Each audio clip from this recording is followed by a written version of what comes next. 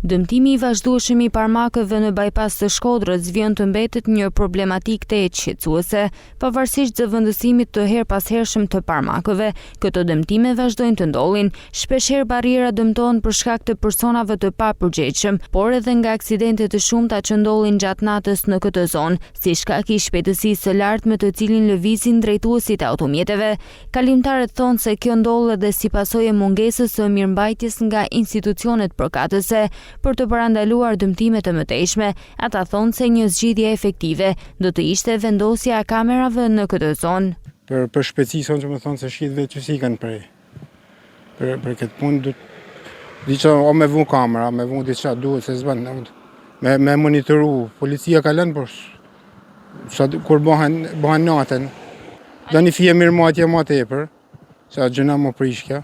Se këtu edhe me esin kamë, me shetit, është ma bukur vëllë, kur s'mahet.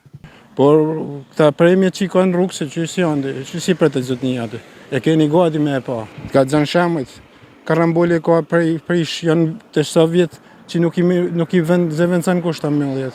Ja njerëzit po përgjithshëm këtë punë, edhe tu ishte kemë një banë kamera. Edhe kush bëjnë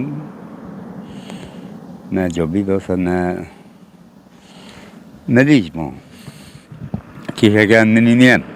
Pasë të më thonë drejtën, këtë ko pa shteti.